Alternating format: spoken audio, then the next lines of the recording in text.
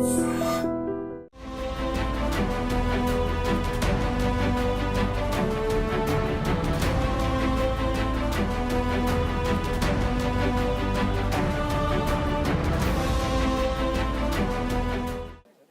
గురునానక్ కాలనీలో పేరున్న డాక్టర్ శ్రీనివాస్ అయితే ఆయన మొత్తం ఫ్యామిలీ అంతటిని కూడా హత్య చేసి ఆయన ఆత్మహత్య చేస్తున్న ఘటన అయితే కలకలం రేపుతుంది. ప్రస్తుతం శ్రీనివాస్ ఇంటి దగ్గర ఉన్నాం. చూడొచ్చు, ప్రస్తుతం ఇదే శ్రీనివాస్ ఇంట్లో లోపల ఉన్న బెడ్రూమ్లో 3 బెడ్రూమ్స్ ఉన్నాయి. 3 బెడ్రూమ్స్లో కూడా ఒక బెడ్రూమ్లో 2 పిల్లలు బెడ్ మీద పడుకుని ఉన్నారు. వాళ్ళిద్దరు కూడా రక్తం మడుగులో పడుకున్నారు. బెడ్ కింద శ్రీనివాస్ భార్య రక్తం మడుగులో పడుకుంది. అలాగే పక్క బెడ్రూమ్లో శ్రీనివాస్ తల్లి కూడా ఆవిడ కూడా రక్తం మడుగులో పడుకుంది. అయితే పోలీసులు రక్తం మడుగులో పడుకుంది. అలాగే శ్రీనివాస్ బయట ఏదైతే మనం పైన చూస్తున్నామో ఆ పైనుంచి ఒక తాడుని కిందకి వేలాడదీసి మెట్ల పక్కన శ్రీనివాస్ కూడా ఊరేసుకుని ఆత్మహత్యకి పాల్పడ్డారు. అయితే పోలీసులు లోపలికి వెళ్ళి వాళ్ళు చేస్తున్న ఎంక్వైరీ దాని ప్రకారం చూస్తుంటే కత్తితో మొత్తం 4 ఫ్యామిలీ మెంబర్స్ని కూడా 2 పిల్లల్ని అలాగే తల్లిని భార్యని కూడా అత్యంత దారుణంగా ఆయన హత్య చేసి బయటికి వచ్చిన తర్వాత, అంటే ఆయన బేసిక్గా సూసైడ్ చేసుకునే ముందు పోలీసులు అయితే చెప్తున్న ప్రకారం అయితే బయటికి ఈ విధంగా ఇట్లా బయటకు వచ్చి ఎదురింట్లో ఏదైతే చూస్తున్నామో కరెక్ట్గా ఇంటికి ఆపోజిట్లో ఉన్న ఇదే ఇంటికి వచ్చి ఇక్కడ మిల్క్ బాక్స్ ఉంది.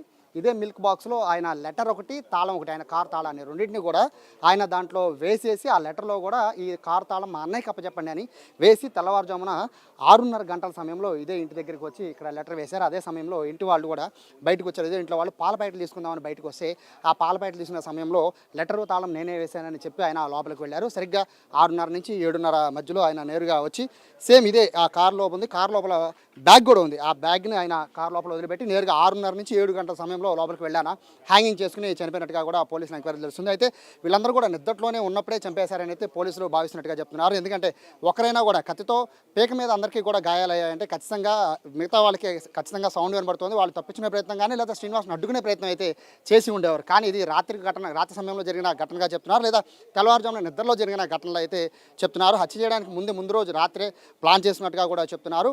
1 by 1 బెడ్ మీద పడుకున్న 2 పిల్లల్ని కూడా మొదట చంపేసిన తర్వాత కింద పడుకున్న భార్యను కూడా చంపేసినట్టు చెప్తున్నారు. అలాగే పక్క బెడ్రూమ్లో పడుకున్న తల్లిని కూడా చంపేసిన అనంతరం తెల్లవారుజామున 6:30కి ఆయన ఎదురింటికి వెళ్ళి ఎదురింటి పాల బూత్లో లెటరు అండ్ కార్ తాళం 2 పెట్టిన అనంతరం ఆయన బయటకు వచ్చి కారు లోపల ఆయన బ్యాగ్ని పెట్టి అనంతరం ఆయన ఇక్కడి నుంచి మళ్ళీ లోపలికి వెళ్ళి హ్యాంగ్ చేస్తున్నారు. అంటే ఇదంతా కూడా పథకం ప్రకారం ఆయన చేశారు. అయితే దీని వెనకాల ఉద్దేశం ఏంటని చూస్తుంటే ఖచ్చితంగా ఆర్థికపరమైన ఇబ్బందులు అని చెప్తున్నారు.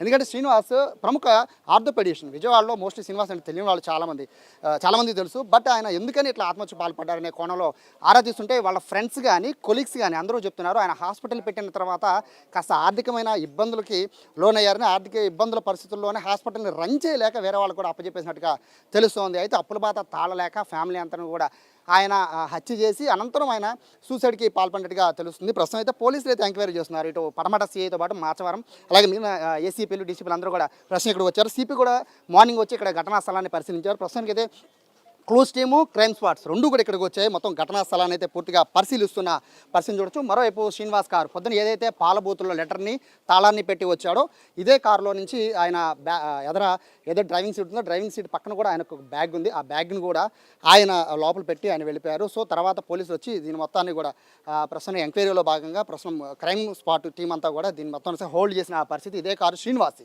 సో ఇక్కడ నుంచి శ్రీనివాస్ వెళ్ళిపోదామని ట్రై చేశారా, లేదా శ్రీనివాస్ బ్యాగ్ లోపల పెట్టి తాళం లోపల పెట్టి లోపల బ్యాగ్లో ఏమున్నాయితే ప్రస్తుతానికి పోలీసులు ఎంక్వైరీ చేస్తున్నారు.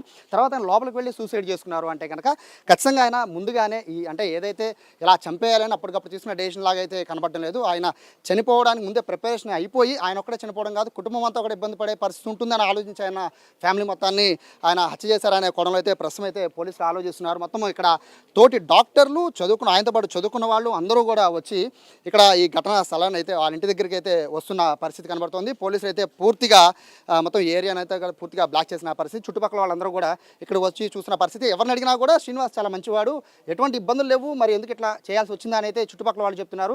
బట్ ఎదురింటి వాళ్ళు అయితే ఉదయం 6:30కి లెటర్ వేసిన తర్వాత వాళ్ళు చూసి ఏంటని అని అడిగితే నేనే లెటర్ పెట్టాను, తాళం కూడా నేనే పెట్టానని చెప్పి ఆయన ఇంట్లో గెలిపారని చెప్పి ఎదురింటి వాళ్ళు కూడా చెప్తున్న పరిస్థితి నేపథ్యంలో కొంతమంది బంధువులు అలాగే క్లాస్మేట్స్, శ్రీనివాస్ క్లాస్మేట్స్ కూడా ఇక్కడికి వచ్చి ప్రస్తుతము వాళ్ళంతా కూడా చాలా బాధపడుతున్న పరిస్థితి. మేడం ఈ టైంలో మాట్లాడించడం కరెక్ట్ కాదు, బట్ ఏంటంటే శ్రీనివాస్ ఎలా ఉండేవారు అంటే సూసైడ్ చేసుకోవాల్సినంత పరిస్థితి, ఫ్యామిలీ మొత్తాన్ని చంపేసి అతను సూసైడ్ చేసుకోవాల్సిన పరిస్థితి ఉండేది. నాకు తెలిసినట్లయితే తను చాలా మంచోడండి. ఎందుకు అనేది ఎంక్వైరీలో తెలుస్తుంది కదా, బట్ ఫైనాన్షియల్ ఇష్యూస్ అయ్యి ఉండొచ్చు మోస్ట్లీ అనుకుంటున్నాం. అంటే కొంచెం హాస్పిటల్ రన్ అవ్వట్లేదు ఇవన్నీ అయితే మాకు కొంచెం చెప్పాడు చూచాయిగా, రన్ అవుతుంది వెయిట్ చేయాలి కదా అని చెప్పేవాళ్ళం. ఇట్లా అవుతుందని అయితే ఎక్స్పెక్ట్ చేయలేదు ఎవరు.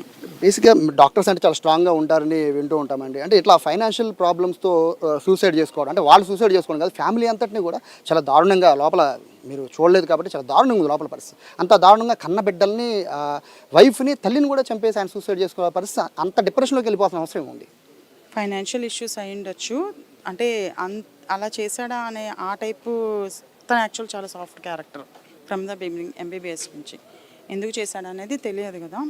ఫైనాన్షియల్ ఇష్యూస్ అనుకుంటున్నాం మేము, మాకైతే డీటెయిల్గా తెలియదు కదా. మొదటి నుంచి అంటే మీరు క్లాస్మేట్ అని కూడా తెలుస్తుందండి. మొదటి నుంచి ఎలా ఉండేది, ఆయన మైండ్ సెట్ ఎలా ఉండేది? చాలా మంచోడు, ఎవరితో ఇష్యూస్ కానీ ఎవరితో గొడవపడే క్యారెక్టర్ కాదు, చాలా సాఫ్ట్ క్యారెక్టర్, అంత మటుకైతే తెలుసు నాకు. ఈ రోజున మీతో మాట్లాడారంటే అంటే మీతో ఫ్రెండ్స్ కాబట్టి షేర్ చేసుకున్నారా ఎప్పుడైనా? ఉంటారు, ఎప్పుడు మాట్లాడుతుంటాడు, బాగానే ఉండేవాడు, చాలా సాఫ్ట్ క్యారెక్టర్ తనైతే. ఇట్లా ఫైనాన్షియల్ ప్రాబ్లమ్స్ ఉన్నాయని కానీ చెప్పాడు ఒక ఫ్యూ మంత్స్ బ్యాక్, ఇట్లా రన్ చేయలేకపోతున్నాను మాధవి అని అయితే చెప్పాడు. కట్టలేకపోతున్నాను అన్నీ అంత మటుకు తెలుసు నాకు. నెక్స్ట్ ఇంకా కాంటాక్ట్లో లేడు. ఫ్యామిలీతో మీకు అంత పరిచయం ఉందని వాళ్ళతో? అంత పరిచయం లేదు, బట్ షీఈస్ గుడ్. ఇద్దరికైతే మంచిగానే ఉండేవాళ్ళు ఇద్దరు. నాకు డెప్త్లో తెలియదు వాళ్ళ ఫ్యామిలీ గురించి. ఫ్యామిలీ ప్రాబ్లమ్స్ ఏమైనా ఎప్పుడైనా బయటపడ? అట్లా ఎప్పుడు చెప్పలేదు మాకు. బేసిక్ ఇక్కడ అందరికి డౌట్ ఏంటంటే వేరే వాళ్ళు అయితే చదువుకున్న వాళ్ళు అయితే చేశారనుకోవచ్చు. ఒక చదువుకున్న డాక్టర్, ప్రాణం పోసే డాక్టర్స్ చిన్న పిల్లల్ని 8, 10 ఏళ్ళు, 5 ఏళ్ళు పిల్లల్ని కూడా చంపేసి అంత మనసు వస్తుందా? చేశారు అంటే బలమైన కారణం ఉంటుంది కదా.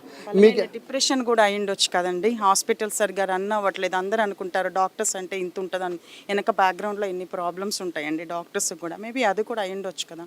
చాలా స్ట్రాంగ్, అంత డిప్రెషన్లోకి, మేజర్ డిప్రెషన్లో వెళ్ళిపోయి ఉండొచ్చు తను. మేము అనుకోవటం అదే అనుకుంటున్నాము, డెప్త్గా అయితే తెలీదు. ఆ ఫైనాన్షియల్ ఇష్యూస్ అయితే తను రన్ అవ్వట్లేదని అయితే తెలుసు. చాలామంది హాస్పిటల్స్ ఇట్లాగే ఉన్నాయి, అందరూ ఎక్కువ ఏం చేస్తారు డాక్టర్స్ అనుకుంటారు. రాంగ్ అండి, చాలా డాక్టర్స్ పరిస్థితి బాగాలేదు అది. ఓకే, సో ఇది మొత్తం శ్రీనివాస గారితో పాటు చదువుకున్న డాక్టర్స్ అలాగే కొలీగ్స్ అందరూ కూడా ప్రస్తుతం ఇక్కడికి వచ్చి ప్రస్తుతం అయితే మృతదేహాన్ని అయితే ఇక్కడి నుంచి తరలించే ప్రయత్నాలు అయితే లోపల చేస్తున్నారు. మొత్తం ఉన్న 5 బాడీలను కూడా, డెడ్ బాడీస్ మొత్తం 4 డెడ్ బాడీస్ కూడా రక్తమడుగులో పడుకున్నాయి. అవి కూడా బెడ్రూమ్లో ఉన్నాయి. వాటిని కూడా బయటికి తరలించే ప్రయత్నం చేస్తున్నారు మార్చురీకి. అలాగే ప్రస్తుతం మనం చూస్తున్నాం క్లూస్ టీమ్స్ అన్నీ కూడా ఇక్కడికి వస్తున్నాయి.